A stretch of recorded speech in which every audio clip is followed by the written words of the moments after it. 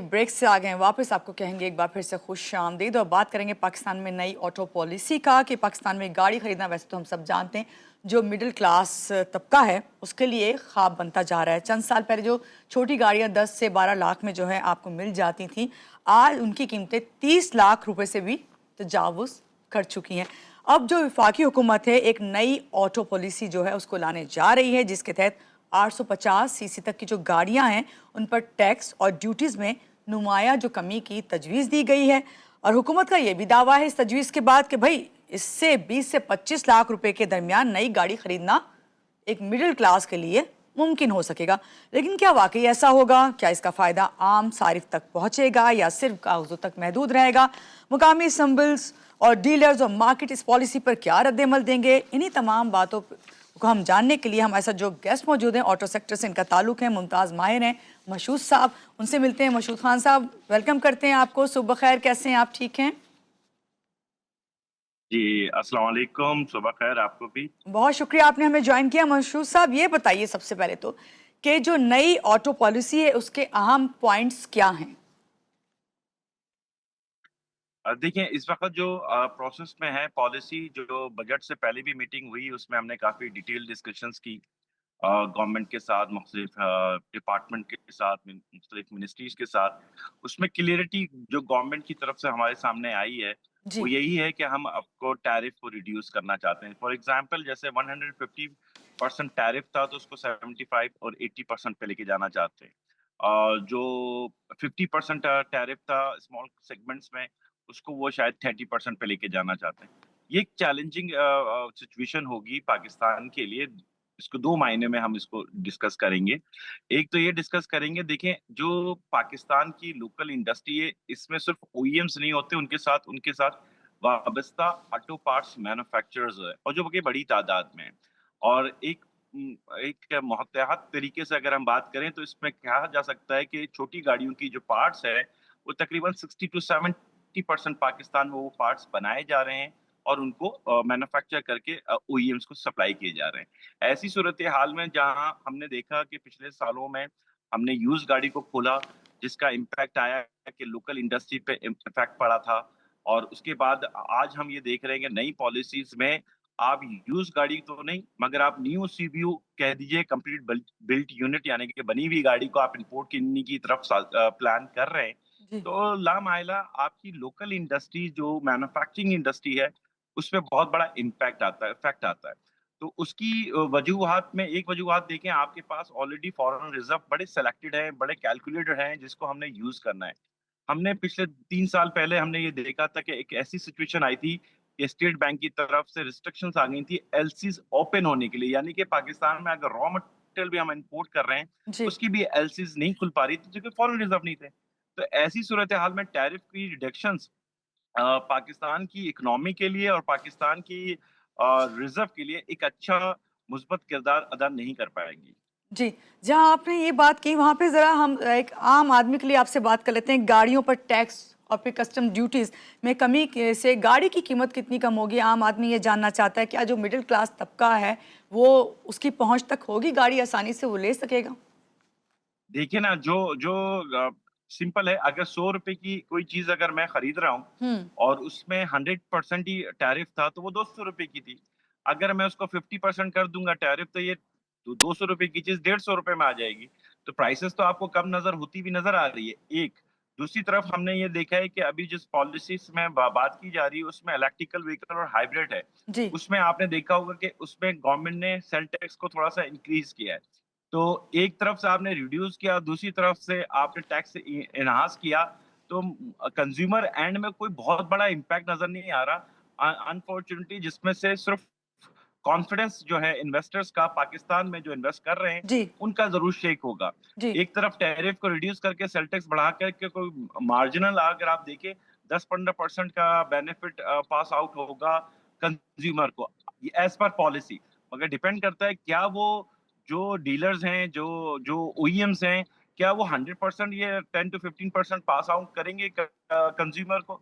कि जब भी हम कब देखते हैं जब प्राइस कोई इंक्रीज़ होती है, जैसे फ्यूल की प्राइस आप ले लें, जी। पाकिस्तान में जब जी। इंक्रीज़ हो रही थी, तो from the next day 24 hours में ही वो प्राइसेज़ इंक्रीज़ ऐसा हुई। ही है, यही मगर जब प्रैक्टिस है। रिड्यूस हुई, तो वो रिड्यूस जब हुई, तो वो फौरन 24 आवर्स में वो रिड्यूस नहीं हुई, वो आपको टाइम ले लेती है। तो पाकिस्तान में हमने ये देखना है कि कंज्यूमर एंड के लिए वाक़ई अगर हम सिंसियरिटी के साथ सोचते हैं हमारे मासेस में कंज्यूमर को एडवांटेज मिले, तो उसमें पॉलिसी इस तरीके से बनाई जाए जिससे का लॉन्ग टर्म बेनिफिट हो। जैसे जी, अभी आपने अपने इंट्रो में बात की थी स्मॉल सेगमेंट में, स्मॉल सेगमेंट में जो गाड़ी हमारी 1000 सीसी से कम है, वो है बेसिकली आम आदमी के लिए जो फर्स्ट यूज़र है, जो पाकिस्तान में पहली दफ़ा गाड़ी खरीदता है, वो मेजॉरिटी जो है, वो इस सेगमेंट में आता है, 800 से 1000 के दरमियान जी, की गाड़ी लेता है। उसके लिए अगर गवर्नमेंट अपनी पॉलिसीज़ में या बजट में हम समझते थे कि बजट में वो सेल टैक्स को रिड्यूस करती, 18 से 9% में लाती सिंगल डिजिट में, तो वो एडवांटेज कंज्यूमर को मिलता है एक। दूसरा एडवांटेज उसका मिलता है कि इंडस्ट्री को कि उसकी जो गाड़ी पाकिस्तान में बनाई जा रही है, उस सेगमेंट की, उसकी जी, लोकलाइज़ेशन मज़ीद बढ़ती, जिसकी वजह से मज़ीद प्राइसेज़ कम डाउन होती। तो 2 बेनिफिट्स मिलते हैं कंज्यूमर को प्राइसेज़ एक तो टैक्स की सूरत में कम होने की वजह से और उसकी पार्ट्स की लोकलाइज़ेशन की वजह से उसकी प्राइसेज़ के कम डाउन होने की वजह से ये बेनिफिट एक कंज्यूमर को मिलता और इंडस्ट्री को ये बेनिफिट मिलता है कि वो चैलेंजिंग सिचुएशन में आती है और वो कहती है कि मैक्सिमम हम इसके पार्ट्स 70% 80% तक पाकिस्तान में लोकलाइज करेंगे जिसका डेफिनेटली ऑटो पार्ट्स मैन्युफैक्चर जो सेगमेंट है उसको ये एडवांटेज मिलता नई टेक्नोलॉजीज में नए पार्ट्स बनाने में टेक्नोलॉजी ट्रांसफर में जी, जिस तरह से अभी गवर्नमेंट पिछले 2 साल से आप देख रही हैं B2B मीटिंग ऑर्गेनाइज करती है चाइना के साथ पाकिस्तान इनवाइट करते हैं या पाकिस्तान बिजनेस डेलीगेशन तो उसका बेनिफिट तभी होगा ना जब वो मैन्युफैक्चरिंग होगी। बिल्कुल अगर हम ऐसा ही है। मैन्युफैक्चरिंग नहीं कर रहे, B2B मीटिंग्स ऑर्गेनाइज भी कर रहे हैं और इंपोर्ट बेस कर रहे हैं, तो वो तो इंपोर्ट ही होती रहेगी। तो इंपोर्ट में आपको बेनिफिट नहीं होगा, उस मुल्क को मैन्युफैक्चरर्स को तो बेनिफिट हो सकता है।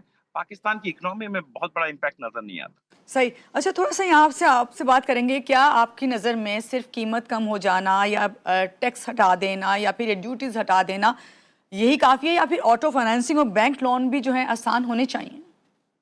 देखिए बैंकिंग सेक्टर ने आप देखिए 22% 23% था 2 ढाई साल पहले। आज ये 11.5% है जिसकी वजह से आपकी बैंकिंग फाइनेंसिंग बढ़ गई है। आप पिछले क्वार्टर में भी देखें तो ये फाइनेंसिंग बढ़ रही है।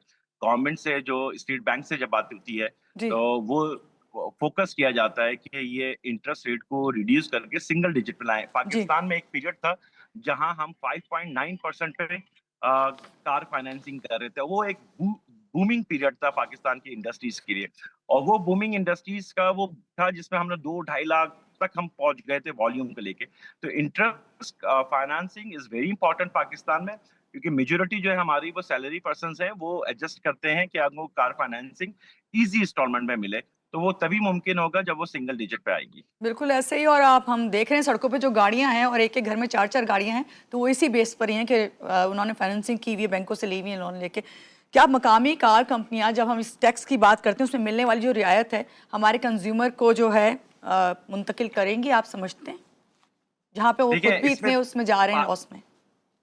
नहीं, इस वक़्त तो एक एक एक कशमकश है हुँ, इंडस्ट्री के अंदर जो मैं देखता हूँ। ओईएम्स में 3 किस्म की कैटेगरी पाकिस्तान में मौजूद है। जापानीज़ टेक्नोलॉजी भी पाकिस्तान में मौजूद है, कोरियन भी आ गया है और जी, चाइनीज़ भी आ गया है। अगर इन तीनों का मवाज़ना करूँ, तो इसमें मेजॉरिटी मुझे नज़र आती है कि जो लॉन्गर स्टे किया है पाकिस्तान में, वो जापानीज़ ने किया और हुँ, जापानीज़ की 60 टू 70% लोकलाइज़ेशंस हैं स्मॉल सेगमेंट्स में मीडियम साइज़ की व्हीकल्स में। जी, मगर अगर सेकंड हैंड में आता हूँ सेकंड कैटेगरी में जिसमें कोरियंस और चाइनीज़ हैं, उसमें आपने देखा कि इन लोगों की जो वैराइटीज़ इन्होंने लॉन्चेस की हैं, वो ज़्यादातर बिग एसयूवीज़ की हैं, जो 2 करोड़ से ऊपर की प्राइसेज़ पे आती हैं, 1 करोड़ के करीब प्राइसेज़ पे आती हैं। जी, वो सेगमेंट में मुझे नज़र नहीं आता क्योंकि उनकी लोकलाइज़ेशन नहीं हुई। ऐसी सूरत में वो कितना पास आउट करेंगे कंज़्यूमर को, ये उनके लिए चैलेंज होगा। दूसरा, उनके पार्ट्स लोकलाइज़ ना होने की वजह से आफ्टर सेल सर्विस एक बहुत बड़ा चैलेंज होगा। इन लोगों के डीलरशिप्स के पास वो पार्ट्स अवेलेबल नहीं है जो खुदा ना खास्ता ऑन जी। रोड सिचुएशंस में कोई डैमेजेस होती हैं फॉर एग्जांपल लाइट टूट जाती है तो ये वो पार्ट्स हैं जो उनके पास रेडी स्टॉक में मौजूद नहीं होते वो इंपोर्ट करते हैं सही। ऐसी सूरत हाल में कंज्यूमर को महीना डेढ़ महीना वेटिंग पे चला जाता है अपनी कार की मेंटेनेंस पे तो ये एक चैलेंजेस हैं उन लोगों के लिए। ठीक है, मशहूर साहब, अभी हम जब इस पॉलिसी की बात करें जिस पे अभी आपने कहा कि इम्प्लीमेंटेशन होने में फैसला करने में टाइम लगेगा, तो ये क्या सारिफ ये भी पूछना चाहता है आपसे कि अगर पुरानी गाड़ी होगी तो उस पे भी क्या कीमतें कम होंगी? नहीं देखिए इस वक़्त जो ट्रेंड होता है ना जब आप देखते हैं कि पाकिस्तान का ट्रेंड अगर हम देखें, कोई कंज्यूमर 5 साल पहले कोई गाड़ी लेता था, जी, तो आफ्टर 5 इयर्स वो लाख, सवा लाख किलोमीटर चलाने के बाद भी उसकी सेम प्राइस जो 5 साल पहले थी, उसी पे वो सेल आउट करता था।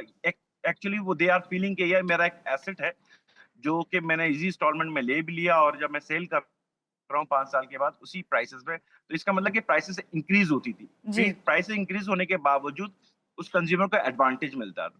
अभी जो सूरत-ए-हाल है इसमें, इस सेगमेंट में आप ये देखिएगा, अगर ये टैरिफ रिड्यूस होता है तो जो यूज्ड गाड़ी पाकिस्तान में है, उनकी भी चांसेस हैं कि उनकी कुछ प्राइसेस कम डाउन होंगी।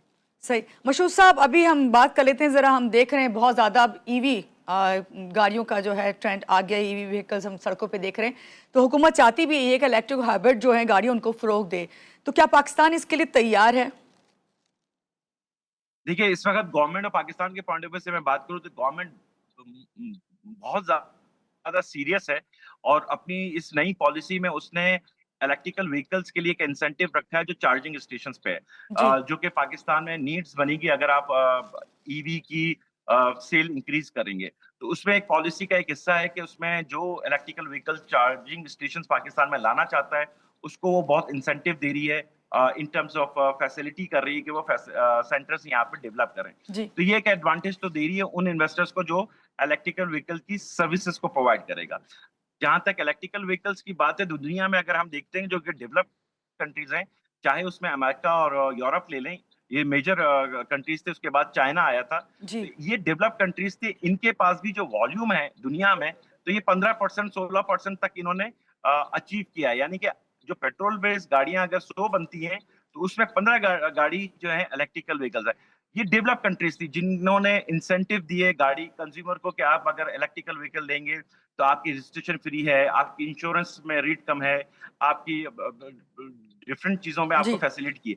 पाकिस्तान क्योंकि अंडर डेवलप्ड कंट्री है, अगेन मेरी बात यही होगी कि हमारे पास जो रिज़र्व होते हैं वो बड़े कैलकुलेटेड होते हैं। ऐसी सूरत-ए-हाल में अगर हम ये इंसेंटिव जब पास आउट करते हैं, तो उसका एडवांटेज तभी मिलेगा जब आप उसकी टेक्नोलॉजी को पाकिस्तान में लेकर आने में कामयाब होते हैं। इस वक़्त सही। इलेक्ट्रिकल व्हीकल ज़्यादातर आप देखते हैं वो असेंबली प्लांट के थ्रू बन रही हैं, वो पाकिस्तान में मैन्युफैक्चरिंग नहीं हो रही हैं।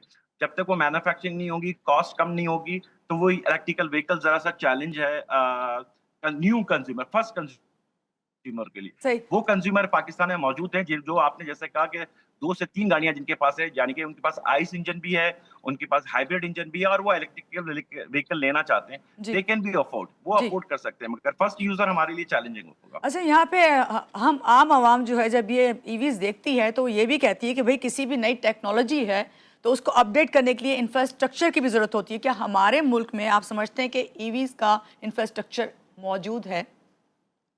जी, मैंने उसी से रिलेटेड बात की, जो इंफ्रास्ट्रक्चर में जो मेन रोल प्ले करेगा वो इलेक्ट्रिकल चार्जिंग स्टेशंस हैं। गवर्नमेंट की इस पॉलिसी में वो इंसेंटिव दे रही है कि चार्जिंग स्टेशंस लगाएँ और कुछ बड़े ग्रुप्स जो हैं उस एरिया में इन्वेस्टमेंट करने का इन्होंने इंटरेस्ट शो भी किया है गवर्नमेंट को कि आने वाले कल में वो इलेक्ट्रिकल चार्जिंग स्टेशंस पूरे पाकिस्तान नेटवर्क में बढ़ाएँगे। तो डेफ़िनिटली जब ये इंफ्रास्ट्रक्चर डेवलप शुरू हो जाएगा और लोग इसको देखना शुरू हो जाएँगे तो डेफ़िनिटली शिफ्ट होगी, वो कंज्यूमर शिफ्ट होगा। मगर 100% ये नहीं हो सकता कि मेजॉरिटी जो है आइस इंजन से ट्रांसफर हो जाए इलेक्ट्रिकल व्हीकल में। इलेक्ट्रिकल व्हीकल हुँ, क्योंकि कॉस्टली है, तो उसके लिए जो अपर क्लास है, वो एलीट क्लास है, पहले तो वो शिफ्ट होगी। फोर व्हीलर के पॉइंट ऑफ व्यू से मैं बात कर रहा हूँ। फोर व्हीलर में वो ज़्यादातर शिफ्ट होगी एंड देन फिर मीडियम और स्मॉल सेगमेंट के लोग आएँगे। जी, इसके बरअक्स अगर हम देखते हैं मोटरसाइकिल में, तो इलेक्ट्रिकल व्हीकल मोटरसाइकिल यकीनन एक अच्छी हुँ, मार्केट क्रिएट कर सकती है क्योंकि हमारे पास जो मासेस है, वो आम आदमी का है जो कि इस वक़्त 2.2 मिलियन के करीब मोटरसाइकिल लेती है। तो ये जो आम सार्वजनिक जो मोटरसाइकिल यूज़र हैं, उनके लिए तो ये ऑप्शंस मौजूद होगा कि वो इलेक्ट्रिकल व्हीकल में शिफ्ट कर सकते हैं। सही। कार के लिए मैंने कहा कि ज़रा मुश्किल होगा। ठीक है, ये बताइए लास्ट में कि जो आम सार्फ़िन हैं, खरीदार हैं, वो गाड़ी खरीदते हुए कौन-सी अहम 3 बातें हैं जिनका ख़्याल रखें? देखिए, एक आम आदमी को, क्योंकि मैं फर्स्ट यूज़र के पॉइंट ऑफ व्यू से बात कर रहा हूँ, तो जो हुँ, पहली दफ़ा गाड़ी खरीद रहा है, उसके लिए 3 चीज़ें बड़ी इम्पोर्टेंट होती हैं। एक तो वो ब्रांड किस ब्रांड का ले रहा है। इस वक़्त पाकिस्तान में जापानीज़, कोरियन और चाइनीज़ तीनों मौजूद हैं। हुँ, दूसरा, उस ब्रांड की क्या आफ्टर सेल सर्विस मौजूद है। आफ्टर सेल सर्विस के मतलब ये है कि सेल्स के बाद स्पेयर पार्ट्स की सर्विसेज वो फराहम कर पा रहा है, यानी कि स्पेयर पार्ट्स मौजूद होंगे। जी। ये उसने देखना है, क्योंकि इन केस जब आप गाड़ी खरीद लेते हैं तो आपने फर्स्ट टाइम तो देखा गया बड़ी अट्रैक्टिव है, बड़े फीचर्स मौजूद हैं और ये फीचर के साथ हमें ये गाड़ी बड़ी सस्ती लग रही है, मैं खरीद लेता हूँ। मगर उसके बाद रनिंग कॉस्ट होती है। उस रनिंग कॉस्ट के पॉइंट ऑफ व्यू से उसने ये देखना है इन केस ऑफ कि खुदा ना खास्ता कोई एक्सीडेंट होता है जिसमें बम्पर, डैशबोर्ड या जी। आपकी लाइट्स डैमेज होती है, तो ऐसी सूरत में इनके पार्ट्स क्या डीलर्स के पास मौजूद है, तो पहले वो डीलर से कंफर्म करें कि उनके नेटवर्क में ये सब चीज़ें मौजूद हैं। क्योंकि जो एक्सपीरियंस मेरे पास रहा है, जो जी। आम कंज्यूमर ने मुझे जो फीडबैक दिया हुआ है, ऐसा कोई एक्सपीरियंस है कि डेढ़ महीने तक उनकी डीलरशिप पे गाड़ी खड़ी रही है और वो पार्ट्स उनको अरेंज करने में टाइम लगा। क्योंकि वो पार्ट्स पाकिस्तान में लोकलाइज़ नहीं थे, इम्पोर्ट बेस्ड था, उन्होंने प्लान किया इम्पोर्ट में तो डेढ़ महीना लग जाता है। जो फर्स्ट यूज़र होता है, वो ये बर्डन अफोर्ड नहीं कर पाता, क्योंकि उसके जी। पास एक ही गाड़ी है, वो ये नहीं बर्दाश्त कर सकता कि डेढ़ महीने तक वेट करे। तो उसके लिए बेस्ट जो उसकी चॉइस होगी वो ये देखे किन गाड़ी के पार्ट्स पाकिस्तान में अवेलेबल हैं, मैन्युफैक्चरिंग हो रही है, उन गाड़ियों की तरफ वो राग़िब हो और वो स्मॉल सेगमेंट्स में उसको एडवांटेजेस में मिलेगा, प्राइस का भी सही, मिलेगा। सही। बहुत शुक्रिया मशहूद खान साहब हमारे साथ थे, बात कर रहे थे नई ऑटो पॉलिसी पे जिसके बारे में बताए थे कि जो आम सारिफ़ चाहता है वो ये पूछना चाहता था कि क्या कीमतें इससे वाक़ई कम होंगी? इस पे उन्होंने बात की हमारे से। यहाँ लेंगे एक छोटी-सी ब्रेक, ब्रेक के बाद वापस आते रहिएगा आप।